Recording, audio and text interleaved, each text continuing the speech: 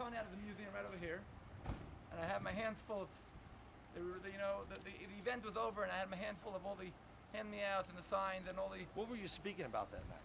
We have an annual event every single year, the 6th of the month of Cheshvan, which is the day that Maimonides ascended to Temple Mount. Okay. This year is 850 years. 850 years. So we for the past 7 years we've been marking it every single year. Wow. So we had an annual conference over here. I'm carrying the stuff in my hands, and I walked. My wife's standing here with the car. I open the back of the car. I put the stuff in the car. And everybody else is pretty well gone because Everybody's gone. Because you spoke. Right. I organized. It's your event. I organized the event. It's my event. It's your event. Right. So the mingling was over. Right. The event was over at 9:30. Right. Now we're talking about 10 o'clock. 10 o'clock. I know exactly 10:04 actually it happened. Wow. So I'm walking out of there. Got your hands full of stuff. Half of my stuff. I have two people walking to each one. Three actually. I had a male friend, a female friend, and another tour guide who was asking me questions. We walked to the car. I wanted to introduce the tour guide to my wife. My wife was on the phone. So she said, okay, I'll some other time, and the tour guide walked away. Okay. So the two of us, and my wife in the car. Your wife's already in the car waiting. I opened the back of the door. My wife's talking on the phone with a friend of hers. I put the stuff in there, and I turn around, and I see the motorcycle coming right down. So it came down the street. So it came After, right down the street. What we know for sure, he was hiding.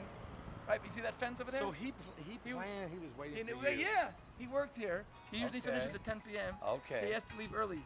He left at 9:20. Okay. And he's hiding up there.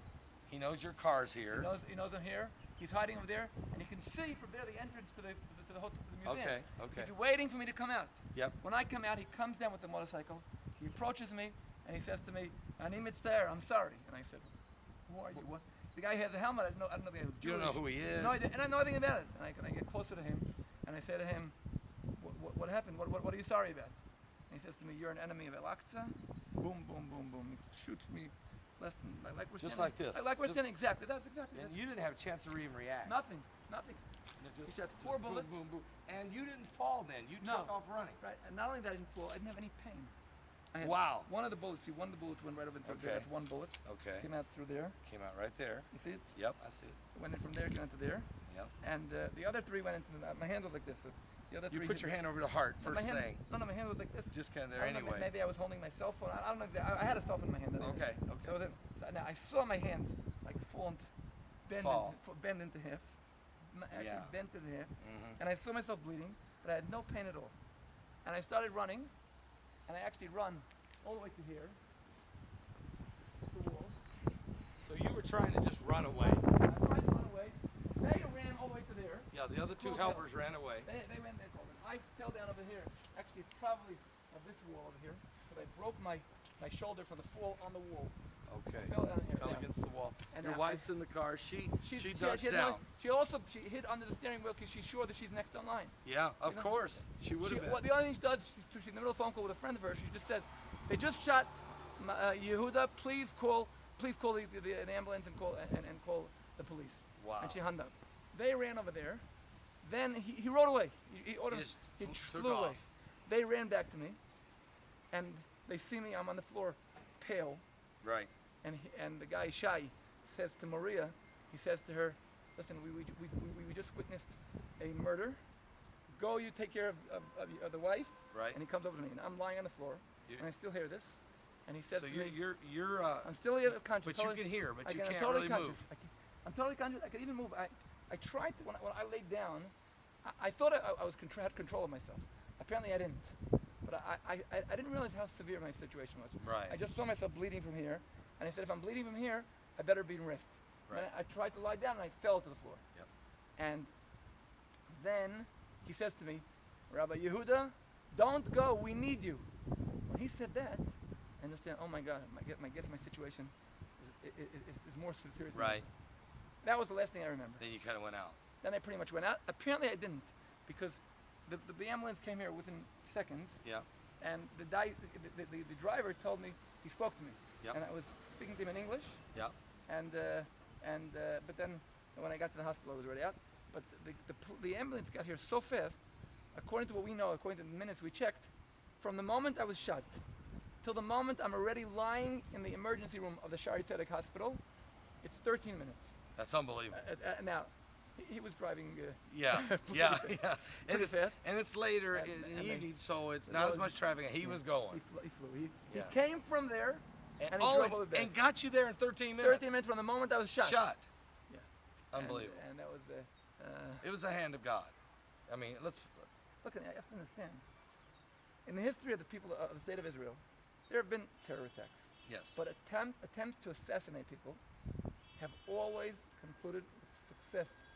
So, quote no quote. I mean, success in the eyes of the assassin. On the only case, I mean, we had Rabbi Kahana, we had Minister Ze'evi. On the other hand, we had Rabin. These are assassinations. Assassination when the person comes, he knows who's he coming to, and he does it, and he kills him. And yes. I'm the only case where there was an attempt to assassinate somebody, and here I am. Well, you've got a calling, you know. He picked me up. He kissed me. He hugged me, and he said, "Yehuda, your mission's not over. You got to go." And that evening, the guy was already dead. 4 a.m. They already hunted him down. They came to his house. They knocked on the door, and he understands what's going on. Right. He ran to the roof to shoot at them. He shot one shot. He didn't know that already on the roof were waiting for him 4 other guys. And they erased him that moment. At 4 o'clock a.m. he was already gone. But not only that, you have to understand. His attempt was to erase me and my activity. Yes. Not only did he not erase my activity, what he did was probably the biggest thing that was ever done in the past 5 years for to actually elevate. How would I have ever met Paul Begley if not for him? Okay. Okay. And I probably would have never met you either. Okay, that's obvious. So, ever since then, you have no idea. Even now, these days, Prime Minister Netanyahu speaks about Temple Mount in the United Nations. He's speaking. It's on everywhere. It's all over now. Everybody's talking about. That's the topic. It's one of the top things that people write me and call me about discussions about. And they know, when I interviewed you with the YouTube earlier in May, and it's just been unbelievable. What else? What's happening? Because you guys announced the Heritage Foundation. You guys announced the Red Heifer Project. Yeah, that's the Temple Institute. And we can go inside and sit down and talk about all those things. I think because you went to another whole level now. Yeah, now we're in total level. But now we're actually our major thing right now.